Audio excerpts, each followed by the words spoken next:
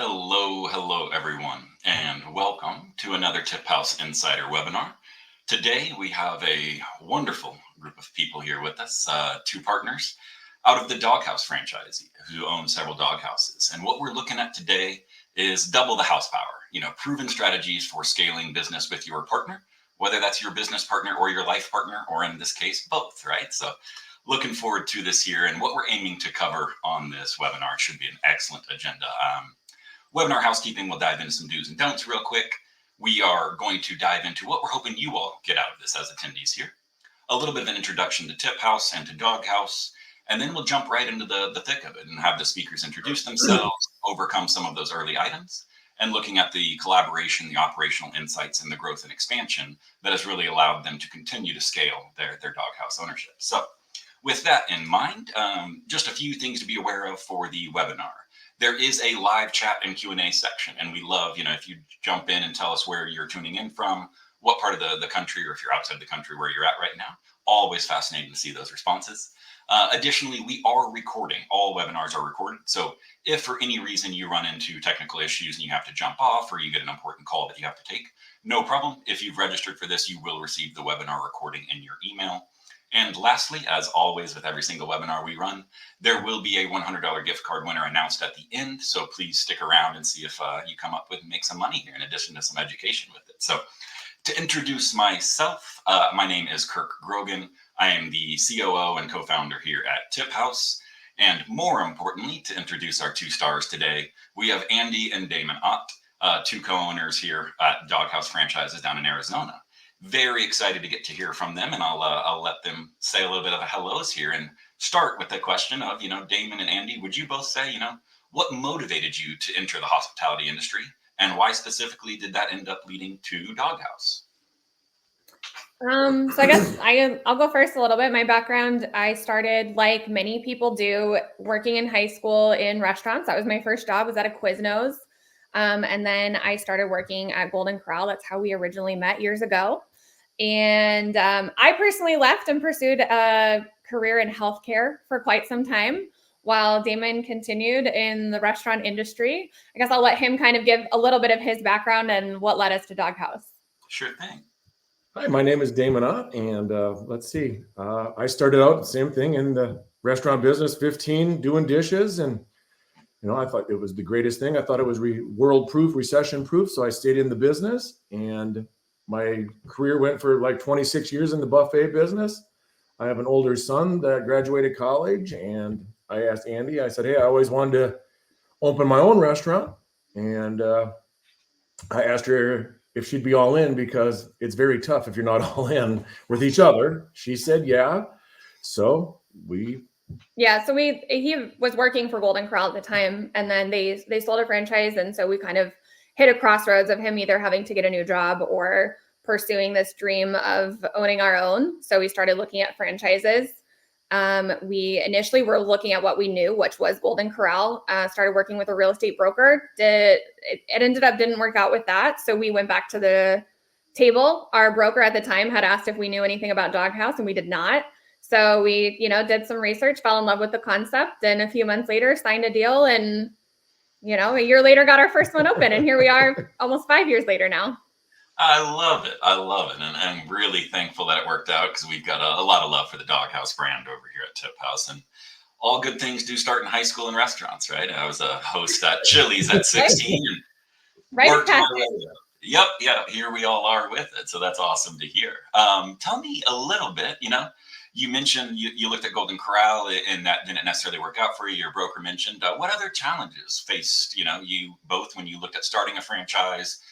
What unexpected challenges, what things that you knew were going to be tough and ended up even being even tougher? What did you run into? Well, I felt like you just don't know what you don't know. I mean, I was in the restaurant business, like I said, for like 30 years, and I kind of thought I knew a lot. And I did, within the four walls running it, but in that back end, well, there was a lot more than I thought. You always take advantage of that. And it's like, wow, now it was all on our plate to sift through. And it was a lot of trial and error. A lot of trial and error, and just a lot of, to his point, not knowing what we didn't know on the back end. Things I always tell people, my first piece of advice is to get a CPA before you think you need one. When we were funding, we we used retirement money in order for our cash injection. There is a way to do that properly.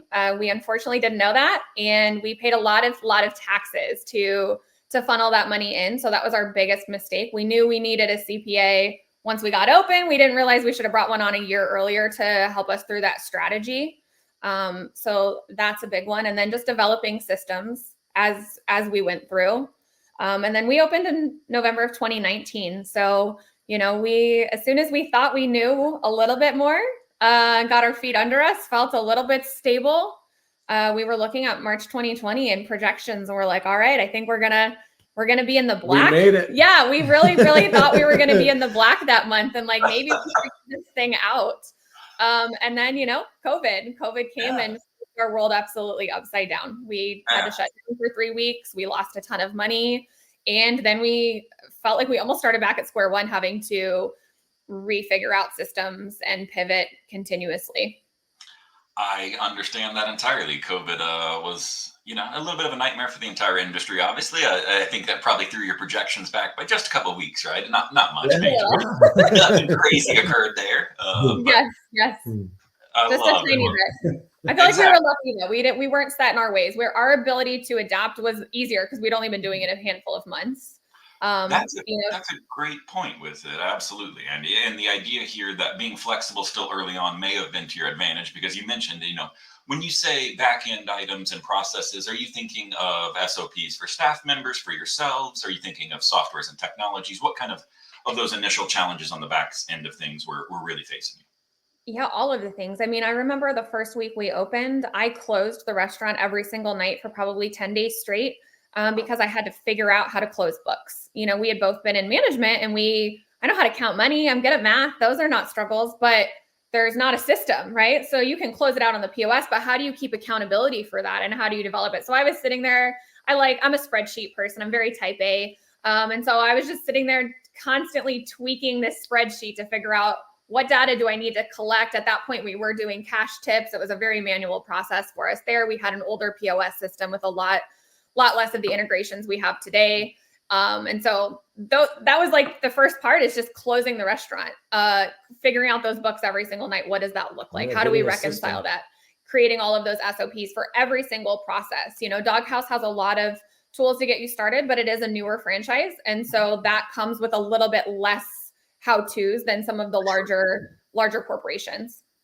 I love it. Well, that is a fabulous answer. And changing gears, but still very much actually directly in line, is collaboration. Obviously, you two are business partners, but you're also partners in life together there. And I imagine that adds some levels of complexities and some levels of simplifications maybe. But, when you look at collaboration, and specifically the communication tools or strategies that, for managing your business together, whether that's, one-to-one, or how you divide in responsibilities and look at how you make sure the team's all on the same page. Any specific communication tools, strategies that really stand out to you that you could not do without? Go ahead. I was going to say 7 shifts. So we started when we first opened. Someone else had mentioned to me that a place they worked used GroupMe. So we started using GroupMe. We had a group chat there. We had several. We had one for our management team, and then we had one for all of our hourly team members. And we use that like an electronic bulletin board, essentially. That's where we communicated all of our goals, our targets, issues we were having, changes, upcoming promotions, anything like that. Over time, we learned what worked and didn't work, and we have transitioned over to 7 shifts that does all of our scheduling, and have used the integrated chat features there as well in order to communicate with our team. I think something we're really big on is transparency. That's something we do differently maybe than a lot of franchises. I think some of that comes from our personalities. We've been in the trenches. We've worked from the bottom up ourselves. And I'm personally the type, I want to know why. I think it's important to know why. I think the more information you can give, the more you can pull back the curtains and allow people to see that there is a reason why we're asking for certain things. And it's easier to get buy-in from the team, to empower them to make decisions and kind of fight for the business the same way we are when they understand the reasons. And no secrets. Yeah, no secrets. Like we almost everything that we can possibly share. Aside from, I guess, like opening our actual bank statement. Other than that, like we we give our leadership team almost everything. Everything. Yeah. I love that. I love that. And transparency, it's a core value we preach at TipHaus. And it's the idea of, it can be scary to a lot of people, right? If you're used to holding back your cards, what if my employees know all this information? And what if they choose to take this information and leave? But tell me a little bit about what you actually, if we pull back the curtain there, and y'all, by providing this level of transparency, what benefits have you all seen, and what trust maybe is gained, things like that? I feel like they get excited. I remember over the summer of 2020, for example, we were hitting some sales records. Actually, when we figured things out and we got reopened, summer of 2020 was actually a very strong year for us, or strong summer for us. And we were sharing our sales. And I think sometimes that can be difficult, right? You have employees who see a day where you did $10,000 in sales and they somehow think that we're making $10,000. Like, that's not how this works. Let me help you. But there's a lot of places that kind of hide that information and only let the manager see it. And we were open about it. We were celebrating when we were doing $1,500 or $1,800 hours in our store. Like, we shared that with the team because they got excited. They felt like, all right, yeah, I worked and I grinded. Like, that was hard, right? It's hard. Those are hard output within very small kitchens. But they get fired up. And so then we found they would come and they would ask us, right? Like, hey, did we hit another record? Yeah, we were hitting records. We were getting crumble cookie every week. Basically, any week we could break a record. We were buying the team crumble cookie. Just things like that. That engagement, I feel like, is there. There's going to be team members who don't care, but they don't care either way. Sometimes, not every single person is going to be fully invested, but the ones who are, they're excited. I mean, and to this day, we've retained a lot of them. I feel like, had a lot lower turnover than the industry average because of it. And I think it's because they're invested in us, and not just punching a clock in a job. I love that. I really do. And I think that, you can't motivate all employees. You can't have all of them want the autonomy and the ownership, but by not letting any transparency happen, you don't ever find who does, right? And you don't find those great employees who are motivated by it and self-driven. They really want to drive those sales goals. They want to drive the business goals forward. And you share that, right? I mean, it's something that you can all appreciate together. So, speaking directly about you two and your relationship at looking at running a business, and what does that look like as you have multiple franchise locations? Do you all have a specific tactic for how you two approach the division of labor? And could you give any examples kind of on where you see, strength here, weakness here? Let's figure this out together. I feel like staying in your lane is what we came up with for our relationship. I feel like I'm more hands-on operations in store, and Andy's more admin on the outside, more of the computer work. And it seems like it's been working pretty good. I know if I bump into her lane, I pretty much get pushed out real quick. I'll tell you that. You know what I mean? Plus, she's handling it all the time, so I'm not even half the time. I'm not even up to speed with it. I'm just kind of just flying off the hip. Sure. So I think I was going to say, I think there's a lot of healthy respect for we're the epitome of opposites attract. I do much more enjoy the administrative, admin, HR, marketing side of things, back-end business strategy. He's got a lot more experience and passion for the things inside those four walls, and so he's also a more patient trainer than I am. I'm a great resource. I always say that I'm a great person to come and ask the question, but if you're going to take the green person and grow them from the ground up, like, he's the one who will stand hand in hand with you and show you how to do it. And so I feel like we consult each other on things, but ultimately, depending on which bucket, which lane it falls into, that person maintains the ability to kind of have that final say, that final veto power. And I think there's a lot of respect for that. I have said it before, it hasn't always come easy. We landed ourselves in marriage counseling a couple years after opening the business. And it was really based on communication within business stuff. Like, our marriage was fine. It was just, how do we maintain our marriage while also maintaining a business, and it's hard. It's hard to set boundaries. It's hard for family dinners and 9:00 at night on the couch not to turn to discussions about work. So how do we develop some of those boundaries, and how do we more effectively communicate in ways where, if I'm asking a question and seeking clarification, how do you recognize that you don't have to be defensive? I'm not questioning, Sure. Things like that. So I feel like we went a handful of sessions and put some more tools in the toolkit, and have continued to use them over the years and really, really improved, and we went to get better at business, but I feel like it's probably improved our life all the way around. I love that. I love the mental image of a marriage counselor becoming a business counselor overnight as well with it. But no, that's We such didn't tell her that. Yeah, I didn't really look for a business counselor. I was just like, this is communication. It's a marriage. Sure. And then we sat there and we're like, all of our issues are actually just communicating about work. How do we do this better? That's amazing. I love it. And I love the division of responsibility. I know what you're great at and what you have a passion for, know what your partner is great at and what they have a passion for. And the biggest thing you said there that I think stood out, Andy and Damon, the idea that it really is the final say relies on the person whose lane that is, right? That we both have insights, we can both make recommendations, but have the faith and trust that, somebody needs to own that decision. And at the end of the day, there's 100 decisions, 1,000 decisions you have to make every day. It does no good to get stopped on, decision number 3 and never move past it. So I appreciate it. I really do. You've touched on this just slightly a moment ago, but tell me, if we want to dive into a specific decision or significant decision here that we're looking at, conflict always happens, right? And that's healthy, in my opinion. In most businesses, iron sharpens iron. You want to have some disagreements. If you were all on the same page always, where are we really going? But tell me about a time, that a significant decision, kind of was a sticking point and what eventually led you over the hill to resolve that. Yeah, I'm sure we have many of them. Yeah, I'll tell you that. I'm yeah. just trying to think of one that just pops out.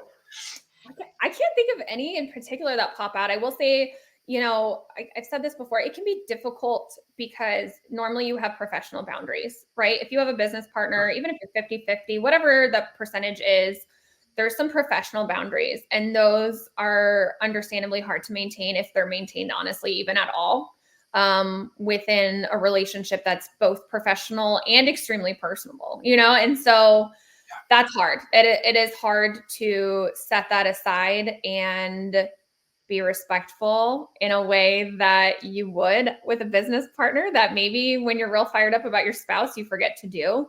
But I can't think of any specific huge disagreement, to be honest with you. I mean, we talk about everything pretty good. Yeah. I will say, I remember a checklist being the final straw that led us to go to a marriage counselor. And it was the simplest thing, but it was just this checklist and disagreeing on how to do it. And it was simple, but they were very small things. And so ultimately I just feel like that communication was key and learning how to improve our communication.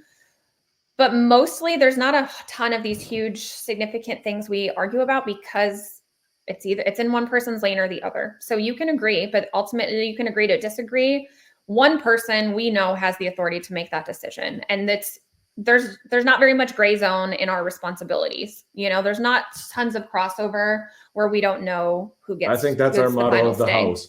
Yeah, stay in your lane. Agree to disagree and stay in your lane. Yeah. I love it. I love that statement. And I think that's a great way to look at it. Is really you avoid those situations if you're doing it. And while, you touched on the personal boundaries versus business relationships. Oftentimes we see, business partners at least have a friendship, right? And if there's not one going into that business partnership, it hopefully develops while you're working with that person. So even if it is not that y'all are living in the same house, there's still often friendships. And I think making sure those boundaries are clear is a really important piece. So when we look at, things like operational insights and our next topic that we'll cover here, specifically training. This is something that has so much topic in today's market with turnover and how we expedite training, but make sure that they have all the skills necessary to make things rolling. Something that you all have obviously done quite well as you've scaled. But what are those, if you really zoned in on key elements, you focus on when training new staff? And it sounds, Damon, like this is certainly within your lane. So, maybe your best answer on it. But what are you looking at when training these new staff members? I mean, we've kind of set it up right from the beginning, the brand standards, stick to it. I'm hands-on right there with them until they're trained and understand it and the policies and procedures. And if you're firm and fair with them, it seems like it's consistent. And I feel like the employee likes it. You know what I mean? They feel like, and we're honest with them so they know right where we're at. Hey, this is the standard that Dog Haus has set. What we have set, we stick with it.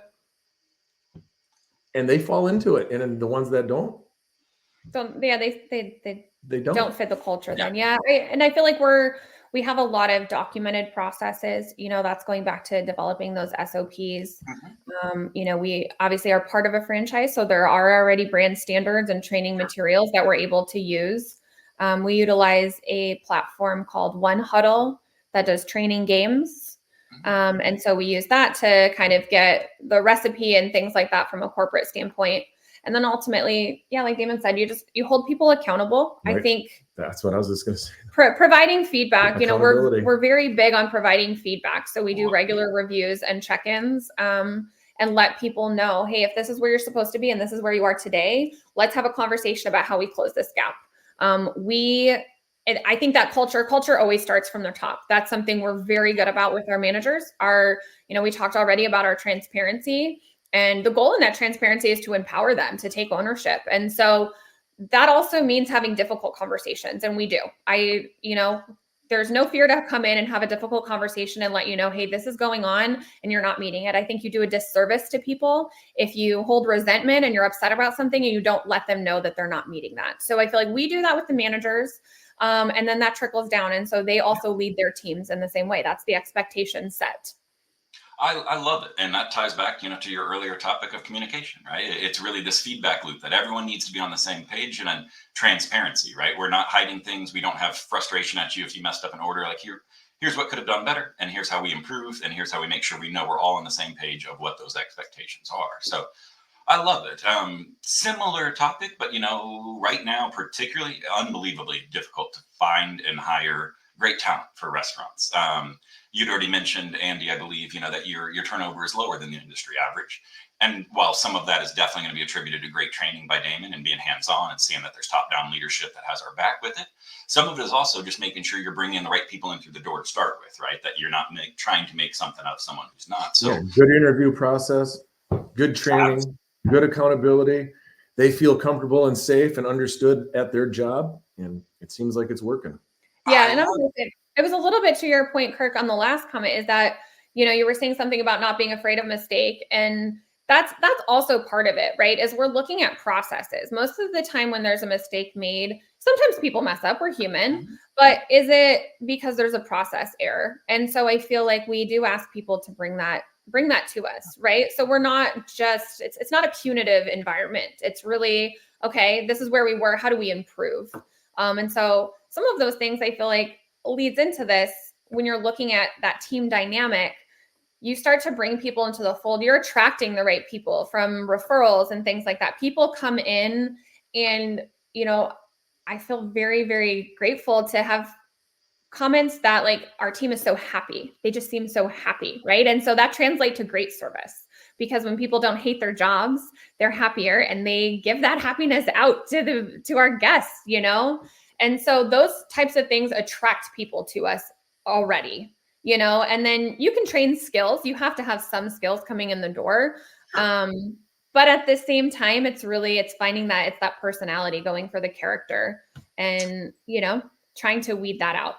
I love it. And the personality, to your point, that's not something that's easily trained, let's say, at least in a business timeline that you can get them up. But maybe something in the water. I've gotten a lot of love from different Dog Haus franchisees and owners that they love their staff. Their staff is happy and they provide great service. So something's going right over there with it. If, you had one piece of advice when you're looking at hiring the right person, what is your first thing you're looking at, whether it's when they're coming in for the interview or the first thing you look on an application, but what is an indicator that this may be the right person or maybe a good culture fit for us? You just got to feel them out when they come in is my thing. It sounds bad. It's like a first impression, but it's an internal impression. I feel if it feels good and you start to talk and it's working, that's that. You can always train somebody on the tasks at hand. Yeah, I'm a gut person, and it's not really easy to train. It's not quantifiable. The reality is, even when we train managers, a lot of times I'm the person coming in later and doing the final interview after Damon and our executive GM have done it. And we joke that it's kind of me coming in just to feel people out. And people get nervous. Like, there's a difference between being nervous and maybe not interviewing the strongest, but I'm very much one of those, like, I want to meet you. I want to feel the vibe. I want to see what that feels like. I want to feel that energy. Yeah. And see, are you excited to be here? And there's no one thing we're really necessarily looking for on a resume. Initially, we're interviewing people who have the availability and a little bit of experience that fits the need. But from there, you have to meet the people. We use Workstream. I think I can't remember if I've mentioned this to you guys before, but Workstream is my other favorite platform TipHaus and Workstream, those are my top 2 favorite platforms that we Mine use. too. I love it. Well, And thank so you. Workstream automates a lot of the process for us to make it easier so that we're able to spend more time doing those important parts, which is meeting the applicants and interviewing them, and Yep. takes a lot of the rest of the process and automates it to make it easier for both sides. Oh, that's awesome. And something, there is so much to be said about the restaurant industry is so unique, right? This is face-to-face interactions. These people are your front line engaging with your customers.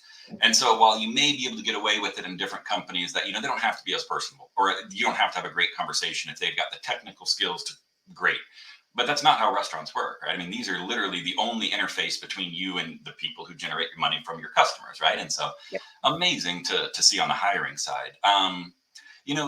Damon, I think this is for you, but Andy, it sounds like you have a good bit here as the final say, maybe, or the final boss to pass on interviews. So maybe you got something with it. But tell me, 1 or 2 daily management practices that have really changed or improved your operational efficiency in the restaurants. Your checklist. Yeah, I guess the checklists are good. We have, morning, afternoon, and closing checklist. And if you hold the employees accountable to that, you pretty much got 75% of your day conquered. You know what I mean? The rest is and how long? Okay, how long would you say it takes them to complete a checklist? Are these 5-minute tasks that go through, or are they something that span the whole shift? Sometimes it could span the whole shift, depending on if they walk in and they're behind, or if we're shorthanded. But realistically, the list, we give everybody like an opening, say your opening cashier, you know what I mean? They have an hour to fulfill, say 15 small, meaningful tasks, get the store set, ready. They feel strong. They're ready to tackle on the first customer. You know what I mean? That makes sense. I love it. And it just ties back to, again, the strong operations and making sure everyone understands what's expected, right? A checklist is quite literally the personification of that. This is what's going to be needed. So I love it. Switching gears. We let the employees, we ask them to help us revise the checklist for themselves. Yeah. And then if it's working, that's the new line on the checklist. There's a theme here, communication and feedback loop, right? That y'all are not looking to make a top-down authoritarian style decision, that you want to bring in that feedback from them. How are they using it? What's it going to look like? So absolutely. They're working and living that every single day. Yeah. So, I think we've all worked in environments where you have someone so high at the top that sits at a desk and they're very out of touch with the daily operations, and that's usually not conducive to the best work environment, and so it would be naive for me several years into this, when I do spend a lot of time behind the desk and I'm not sitting there doing it every day, to think that I'm the best person to come up with the best practice, right? I can come up with a target. This is the goal. This is where we need to get. These are some of our problem areas right now, but help me create the solution, right? Let's discuss the solutions as a team and bring that to us. Bring your ideas. And again, back to like engagement, people who want to do well, they're engaged. They're bringing us those ideas. Unsolicited, actually, most of the time. Yeah.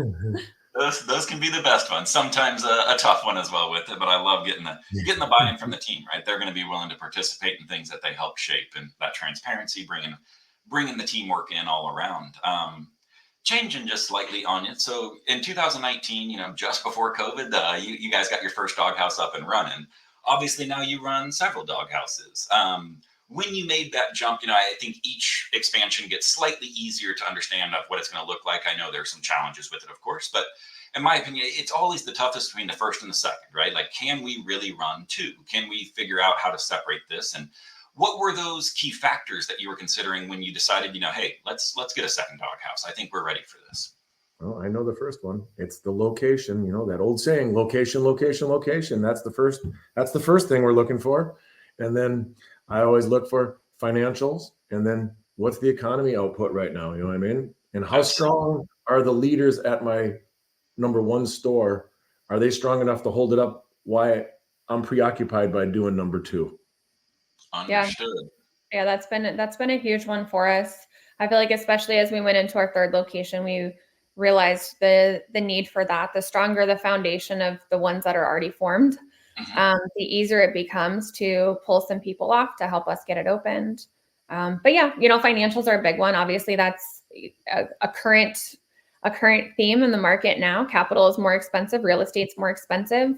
So some of the development certainly has slowed down as everybody kind of weathers through that and decides whether or not it makes sense right today, or do we wait an extra 6 months, and kind of capture that. But then also, your point of jumping from 1 to 2, I feel like that is a huge jump. We really went back and looked at all of our processes, all of our systems, our platforms. I made a change of payroll providers. Anything that we had, I had to look at it. And if it was not sustainable for 5 to 10 units, that to me was a process that was up for redoing. And so we did. TipHaus was one of them. Yeah, TipHaus was one of them. That is how we came in. We switched payroll providers and we switched over to TipHaus in order to streamline some of those processes, because you're then overseeing so much more. And there has to be, for TipHaus, that accountability, right? We had cash tips. We were going to the bank to withdraw cash. It was a complete waste of our time. It was very difficult to track. So if someone came and was like, hey, I was supposed to get $26 yesterday and I got 22, where's the 4? And then I am spending all my time trying to figure that out. And while as much as you want to trust people and you should be able to trust your leadership team, at the same time, it's nice to have some extra accountability. It's nice to remove any kind of temptation if that ever were to be there. It's there. There's no question. You can see where every single dollar went. So yeah, a lot of things like that. We just redid systems from 1 to 2, and I felt like it made it so much easier to go into 3. We're still tweaking a few things, but mostly at this point, the work we're doing is I feel like we're consolidating the resources we have for our teams into one central Google Drive, so that they're able to go and find the answers to different in-store issues a little bit easier, instead of always having to ask us or ask upper management. So that's some of the changes, but I feel like our processes have become very copy-paste, which it made it so much easier to open up the third than the second. I completely agree. And I love the idea there that what you're really, is you all have the foresight to say, hey, if we're going to go for a second location, we may continue to scale. So why bring over technologies or operations or processes that aren't going to help us get to 5 to 10 locations and do it again and make our transition whenever it comes in the future more difficult, right? Let's bite that bullet now. Let's make sure we get through it. And then we have all the pieces in place to scale so that we can focus only on 1,000 challenges instead of 1 million, right? There's always going to be a lot to overcome. Yes. But speaking of, obviously, one of the things you cannot scale or clone is yourselves, right? You two as the business owners are the hardest resource to be able to scale. And, with how hands-on and active you are in your business and how much passion you bring to it, what is your goals and how do you make sure that every new location maintains Andy and Damon, right? What you all personify and who you bring to each location. What are those core values and standards of Dog Haus, and then the core values of Andy and Damon? And how do you make sure that you're bringing those to every single location that you do open? Well, I feel like it comes back to the standard training program right from the beginning. When you set that up and bring in the brand, you can always, that's your crutch, for the employees. You can be like, hey, this is the brand standard. This is what we teach. This is what we live by. You know what I mean? And absolutely. If you make it a fun, fair, firm, and work environment, I feel like people adapt, period. And that's been my motto for the last 20 years, firm and fair. You know what I mean? I'm firm with the employees, but I'm fair and fun. You know what I mean? You have to have all of it. The 3 F's. I love the 3 F's there. That's going to be something I'll take away. It's fun, fair, and firm. I couldn't agree more. I think that's an awesome one. And it's worked. Yeah. It took me a while. It took me a while to find my groove in the world. And once I found that, like I said, it was about 20, 25 years ago. And when I found that, I just kept, working with it. And here it is. And it's still working. And then that leadership has grown from within too. So, ideally, our goal, and it's not to say we haven't hired outside, because we have. I don't think that it's fair to put someone into a position. We've made that mistake before. We've promoted from within to a fault, to a point where we've put someone, we wanted to reward that loyalty, and we've put people into positions they weren't ready for, and we've unfortunately had to deal with the ramifications of that. And so we're careful to not do that, and do bring in outside when we need to, but our goal is really to grow from within. And so I think that's part of what motivates us to continue to grow as well, is that as we grow and expand and open new locations, it presents opportunities for growth within the team. That inspires people. It helps you maintain the people that already embody those values. And then it helps those people grow into leadership. So then we're putting those leaders into the new store. And so when they go and they're in that new store, the people underneath them are going to fill those same values. And so I feel like for us, every store has its own personality for sure. Like you can feel a different personality in each, but those core values are very much the same. The core values are the same. The way they communicate out that sense of transparency, the goal of empowering the team to feel like they can make a difference. They can control this guest experience. They're empowered to fix things when they're wrong. Those types of values are the same across all 3 locations. And I would say confidently that I think we could expand to a dozen stores and be able to maintain that if we continued the same way. Open communication. I love it. And I like the idea, that expansion and growth there. What you're touching on is that, Damon, all the work you put in on working with these employees and making sure they get trained up and they become and embody the values that you two hold and Dog Haus holds and that you want for your restaurant. There isn't a cap necessarily for them at that store, right? As you expand, you're given opportunities for them to grow into. It's something they set their sights on and say, hey, if I'm doing this right, Andy and Damon are doing it right. I can be a manager at this location. I continue to grow my career with it. And I'm sure that's incredible with it. And of course, speaking of, if you guys don't mind pulling back the curtain a little bit, what's in your plans for further expansions? Are there new ventures that we haven't discussed? But what are you both seeing in the near future for you? On the Dog Haus side, I mean, we have rights to develop 3 additional locations still. So we have rights over here in the East Valley of Phoenix to still continue to explore there. Again, it's kind of based on location and the economics and waiting for some of those right opportunities. So we've got plans for that. And then I'm launching my own, separate from the restaurant industry. I'm going back a little bit into my healthcare roots and starting my own business this fall as well. I love it. Okay. Well, that is awesome. And I'm wishing you both the best. And, if y'all would shamelessly plug where your Dog Haus's locations are so that when any of these visitors here, people who watch this webinar when it's recorded, if they've not had Dog Haus or if they have and they want to check out yours, where are y'all's located? Absolutely. So we have 3 locations. So Dog Haus Gilbert is located in Santan Village Mall in Gilbert, Arizona. We have Chandler, Arizona off the 101 and Chandler Boulevard. And we have a location in downtown Phoenix at Cityscape.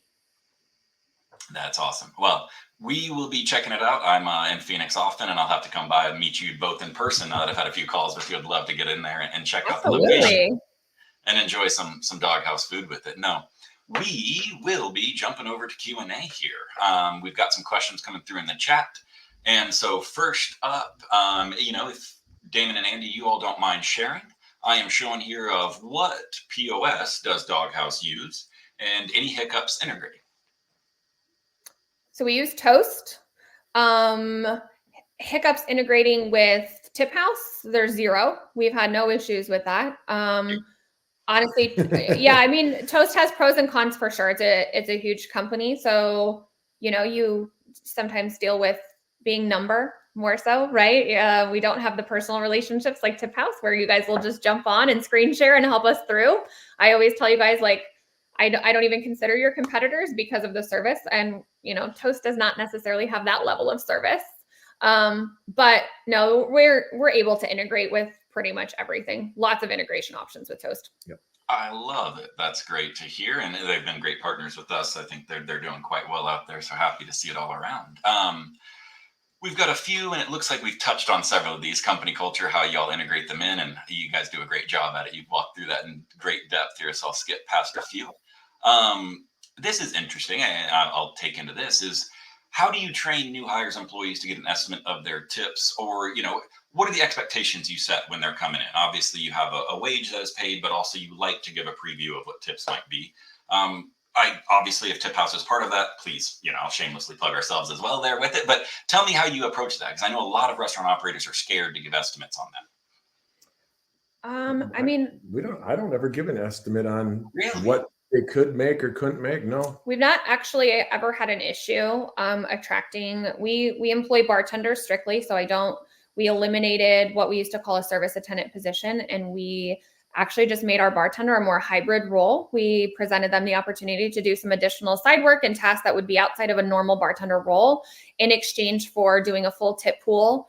So all front of the house tips are shared amongst bartenders. We've not had any issue. I can tell you, I know how much they make. I process payroll. I run those reports, and I very easily see in TipHaus the breakdown of what their hourly rate is. So I could tell you right off the bat how much they're making. If anybody ever asked, I'm happy to let them know, but obviously there's never any guarantee. The TipHaus, our employees love TipHaus. They were resistant. The hybrid bartender that we created, and then with TipHaus, has been the best. Yeah. That was, we started that with number 2. So, and then we rolled it back to our first location after we got it open with number 2. Yeah, for Chandler. And then did it with number 3. Yeah. And so it's scary, right? So we were transitioning people from cash tips to TipHaus, and that's scary. You're messing with the service industry's money. There was a lot of growling, but no one ever bit back. They went with it, and now they love it. We came in and we explained it to them, though. We came in, I spent a lot of time explaining it, not just to the managers. I made myself available to all of our hourly team members, anybody that wanted to see. And so they've all been, when we do employee onboarding, they download the TipHaus app. They are welcome to sign up for house money to get the card if they want to do that. But we explain to them how it works, and hey, you can see exactly what you made. And if you ever have a question, you can click on it. You can see the exact breakdown. I've had very few questions, actually. The amount of time I spend having to think about tips is like so little. It's so great. Because it was a huge amount of time trying to prove it and look all this stuff up. And even when I knew it was right, having to prove it to people so that they felt good about it. Knowledge is power, right? And so if they feel empowered, that it's transparent, right? Right in front of them. There's no question where every single penny came from every single transaction. And on the couple times there's been an issue, like maybe a clock in that was missed that we didn't correct, they can tell that issue themselves, and they can bring it to us and be like, hey, this doesn't make sense. And we can log on. We can clearly, within seconds, pretty much be able to troubleshoot and correct it. 35 years in the business. And when TipHaus, when I finally was sold on it from Andy to me, I was like leery about it. And once we did it, I'm like, why? Where was this? Where has this been? I love it. We were getting it off, but you speak to all of our value props there, right? We're always going to make sure that we know messing with employees' money is a huge deal. It's why we always pick up the phone. We try to get live support available, and that we want to make sure transparency is there, right? Same thing that you all preach, and that's why transparency is one of our values. That it's scary at first to bring things like that in, but once the whole team's on the same page, everyone gets it, right? I mean, you start to see that this is great to know that I'm earning my fair share, that I can see my direct one-to-one relationship, hard work, and the money that comes following. I know that, it seems like you all have a great relationship with them, but there's always doubts. Is my manager not even doing something intentionally? Did they make a mistake, right? They're human. Yes. Did they enter a wrong zero? So I love to hear it. And we've got time. I will do one more here. Good question here that I'd love y'all's opinion on. So coming from Johnny Condren, outside of 7 Shifts and TipHaus that you've mentioned on this, and I think you mentioned one for your employee onboarding, but what other softwares do you all use to streamline operations that you see? Well, we have ZippyYum. Yeah. We have one that's called ZippyYum. That's for corporate set that up. So that's for prep and inventory and ordering. Yes. I would say, it's 7 Shifts, and we fully utilize 7 Shifts features. And so that would be my thing, is that any platform we have, we really have tried to intentionally lean into and learn how to use completely. So 7 Shifts has a lot of functionality beyond just scheduling. We use that manager logs, employee records. We keep track of our employee certifications, Title IV and food handlers cards in there. So that's all automatic. Things that can be done, processes. Set and forget it processes. I'm all about it. What was the other? A work stream. That's the big one. So that's one platform. They should pay me. I literally talk about work stream. But I basically create one job post. It posts everywhere. It funnels everything into one. It's app-based, which is why I haven't considered their competitors yet. It's app-based. So there's notifications. You can sort, you can communicate with them. They can self-schedule based on pre-selected availability you've programmed. Again, a lot of set it and forget it. You front load the work. You do a lot of work up front to set these things up, but then set it and forget it mostly. There was one more that now I can't think of, but yeah, I lost it. If I think of it, I'll let you know. That's all right. That's all right. But yeah, You're no, coming up on all time, for and the platforms. we're going to get you into an affiliate program. I'll tell you that. They're going to owe you some money by the I end of know, it. right? So, Just give me a free subscription. I'd be happy. here we go. We'll share the recording with them and see what they have to say. And now I've got a message coming through of a randomizer. We are moving to gift card winner announcement. And let me see what has come through at the top name in our very scientific separation piece of an Excel randomizer. Johnny Condren, but the last question too. Johnny, your name's already on the screen, so I don't even have to do anything here. Thank you for jumping on with us and asking a great question, obviously. I love to see it. And if we may, a huge thank you, Andy and Damon, for y'all jumping on. The transparency you embody is obvious. You share so much. Like, that was awesome. Thank you, guys. Thank you. I appreciate you guys having us. Absolutely. Absolutely. Well, we really appreciate it. Obviously, if y'all need anything, let us know. We'll share the recording with you so you can go get some ambassador and affiliate programs going for your own programs over there. And I thank y'all again. I'll look forward to seeing you in Phoenix when I'm down for the next restaurant conference. All right. Sounds great. Thanks, Kirk. All right. Cheers, everyone. Take care.